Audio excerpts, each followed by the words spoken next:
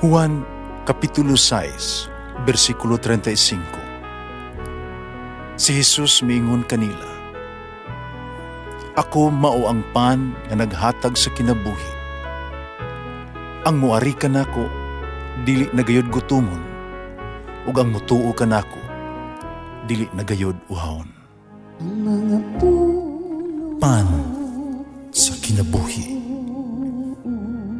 maglikon unta sa mong pagtuo ug gagaka kami sa pagtuman sa imong mahal nga kasuguan. Ang Ginoo manaa kaninyo. Santos nga Ebanghelyo sumala ni San Juan. Ug miabot ang panahon sa pagsaulog sa pangilin sa paghalad didto sa Jerusalem. Tingtugnaw kadto. Nakalakaw si Jesus sa portiko ni Solomon dito sa templo. Naaliron kaniya ang mga Hudiyo, lumiingon, kano sa mong kami gayod sultihi sa klaro. Tugani kami sa walipod-lipod kung ikaw ba gayod ang Mesiyas. Si Jesus mitubag, sultihan ko na kamo, pag wala ka mamutuo ka nako. Mga buhat nga akong gihimo, sa ngalan sa akong amahan, mo ang akong mga saksi. Panili ka mamutuo, tungkol kadi man kamo, akong mga karnero. Ang akong mga karnero mamati sa akong tingog. Nakaila ako kanila, sila nagasunod kanako. Nahatag o kanila sa kinabuhing dayon, inagayod sila mga matay, ug walay makaagaw kanila gikan kanako. Ang akong amahan nga maoy naghatag nila ngari kanako, labaw sa tanan, ug walay makaagaw kanila gikan sa amahan. Ang akong amahan ug ako, usara. Ang Ebanghelyo sa Ginoo. Pasalamati ang Ginoo kay siya maayo. Ang iyang gugma mulungtad hangtod sa kahangturan. Pasalamati ang Diyos sa tanang mga Diyos. Ang iyang gugma malungtaron. Pasalamati ang Ginoo sa mga Ginoo. Ang iyang gugma balungtaron.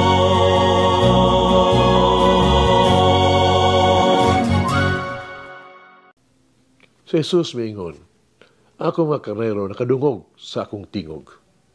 Ako nakaila kanila, ug sila musunod kanako.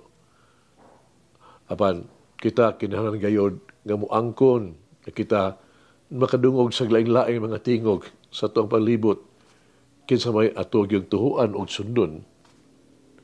Usa man nato pag-ila sa tingog sa may magbalantay. Ang tanang gusto o labing minus nagangkon nga sila ang ilang isulti pulong sa Dios. Apan sa samang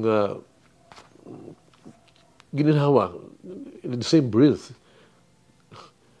nag-angkon usab nga lisod kaayo o imposible kaayo ang pagsabot. Layo pa sa kadaghanan nga makalibog ng mga laing-laing hunahuna, no? Pagtulunan, kami angkon nga kini mao ang pulong sa Dios. Ang Dios mismo mikunsad sa atong taliwala diha kang Jesus. Ang pulong nga nahimong tao aron mugiya ug mutudlo kanato. Sa ingon si Jesus, wala lang magsugo kanato sa pagtuman sa iyahang gisulti, kundi pagsunod gayod kaniya. Karon mangutana kita, sa itong pagsunod sa maayong magbalantay, asa man kita padulong? Ang magkarnero nga walay magbalantay, walay panalipod batok sa mga manunukob o kasagaran, mawala og malibog. Masaag. Mao kaniya hinungdan nga ang magbalantay literal nga nagpuyo uban sa ilang mga panon dito sa sisibanan. Gigiyahan, gibantayan nila ang ilang mga karnero sa mga kadautan, kapeligruhan.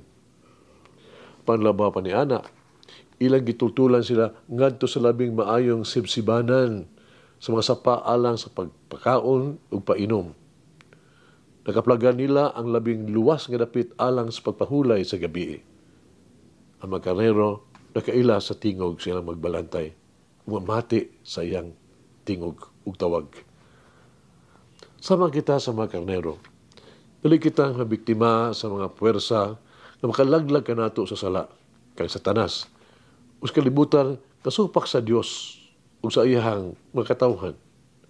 Apan sa Jesus wala lamang magpalingkawas ka nato gikan sa litag niining Satanas ug kaulipnon sa sala.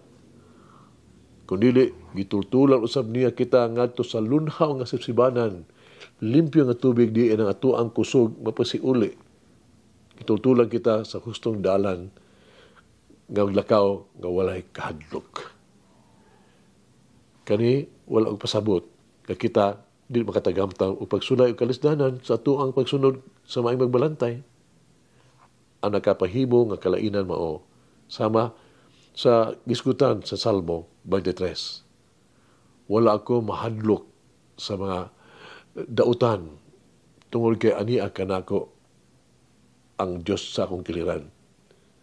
Ang Dios ana sa atuang taliwala ug nagtultol kanato ngadto sa walay katapusan nga kalinaw, kalipay o walay paghunong kapag iguban sa Dios ug sa iyang anak. Paminaw kita siyang tingog ug mosunod kaniya.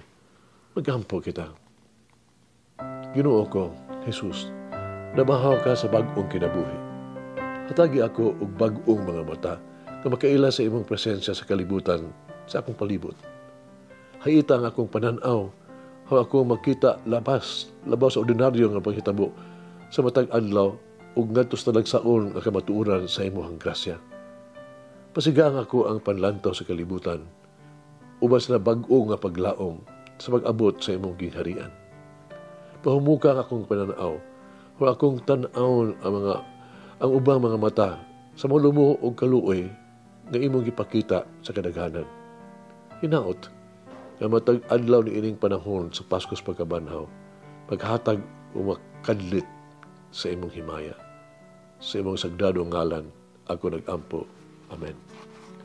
Mama Mary, inspire me to live as true Christian witness for others to imitate. Malangin ang Diyos magagahom sa tanan, Amahan, Anak, Espiritu Santo. Amen.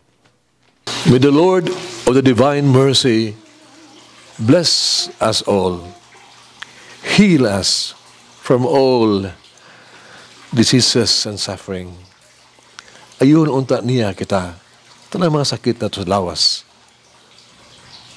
o sa kalag, body and soul. In the name of the Father, the Son, and of the Holy Spirit. Jesus, I trust in you. Amen. Whoever eats the bread of life will never hunger, says the Lord. Kay galaan inyong nabati ang pagpaambit ug hamubong pamalandong sa pulong sa Dios, pinaagi sa tulumanon, pan sa kinabuhi, nga gidumala ni Monsignor Daddy Silva. Hangtod na usab sa sunod higayon, daghang salamat. The bread